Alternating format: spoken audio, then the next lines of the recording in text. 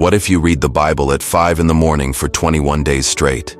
What would actually happen to your mind, your body, and your daily routine? This question might sound simple, but it conceals a practice that monks, saints, and mystics have carried out for centuries, always at the same time, always before sunrise. There is something about the earliest hours of the day that sleep science and spiritual traditions both agree is unique. Your mind is different at that moment. The world is quiet, and the Bible, this ancient book full of violent stories, dark prophecies, and unsolved mysteries, takes on a completely new weight when you open it alone, in the darkness, while everyone else is still sleeping. We are not talking about reading motivational verses on your phone or listening to audio while you get ready for work. We are talking about waking up when it is cold, when your body resists, when nothing has begun yet, and sitting before the words that have shaped entire civilizations. 21 days. That is the time they say is necessary to create a habit. But is that enough time to change something deeper? Could waking up before the world and encountering these ancient pages alter the way you see your own existence? The practice of reading sacred texts before dawn is not a modern invention. From the earliest Christians gathering in catacombs to Benedictine monks waking for matins, there has always been something sacred about the hours before the sun rises. In Jewish tradition, the Shema is recited upon waking. In Islam, Fajr, the first prayer, happens before daybreak.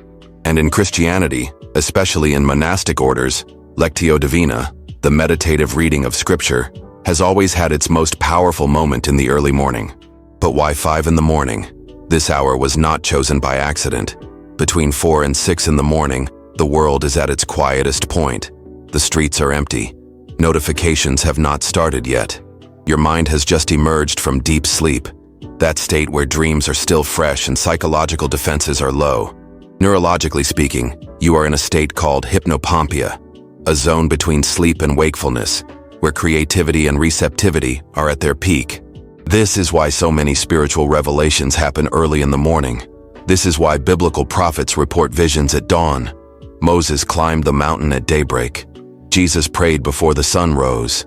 Paul and Silas sang hymns in prison during the early morning hours.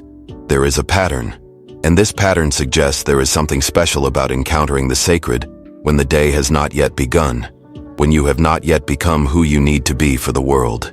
The challenge is simple, but it is not easy. For 21 consecutive days, you will wake up at 5 o'clock in the morning, not 5:10, not 5:30, exactly 5. Set your alarm, place your phone far from your bed, and when it rings, you get up. No negotiation, no snooze button. You will go to a specific place in your home, a corner you have chosen beforehand, where a physical Bible is waiting for you. Do not use apps. Do not use your phone. This is important. The Bible needs to be paper. You will read aloud or silently for at least 15 minutes. It could be one chapter, it could be half a chapter, it could be 3 verses that you decide to choose slowly. The quantity does not matter. Presence matters. You are not rushing. You are not trying to finish a book. You are simply there, at that time, in that place, with those words. After reading, you can go back to bed or start your day. The choice is yours. But those 15 minutes are non-negotiable, 21 days in a row. If you skip one day, you start over from 0. Now let us get to what really matters. What can you expect from these 21 days? First, mental clarity. Waking up early and reading something dense, something that demands attention, trains your brain to focus before the distractions of the day begin. You will notice that your decisions throughout the day become sharper. It is not magic. It is neuroplasticity. Second, emotional control. The Bible is full of stories about betrayal, loss, pain, and redemption. When you read these stories alone, in silence, something inside you begins to process your own emotions differently.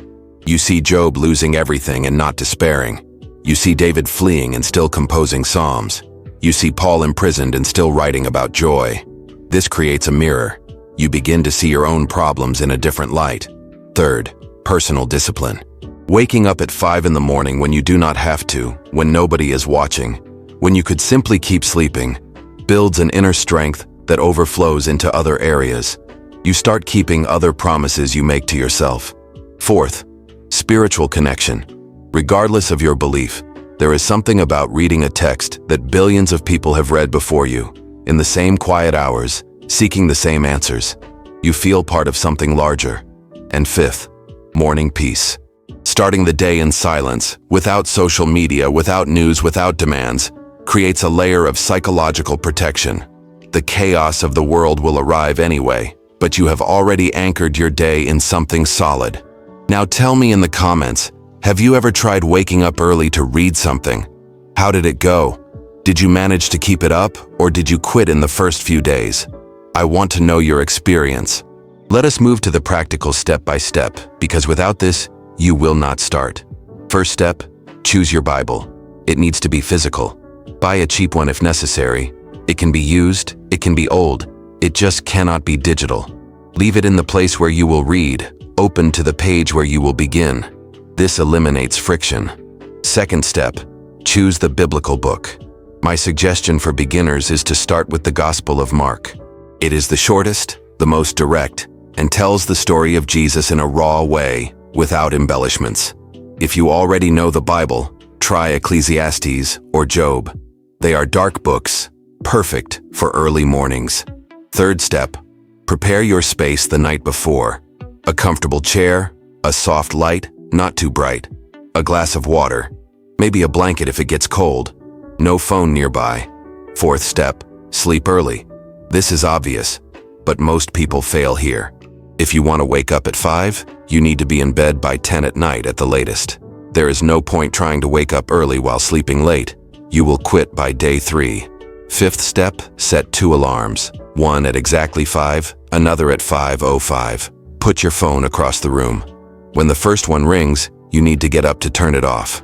Once you are on your feet, do not go back to bed. Go straight to your reading corner. Sixth step, read slowly. Do not rush. If you read only 3 verses but really think about them, that is better than reading 3 chapters without absorbing anything. Seventh step, take notes. Have a notebook beside you. If something impacts you, write it down. A phrase, a word, a question. This creates a record and deepens the experience.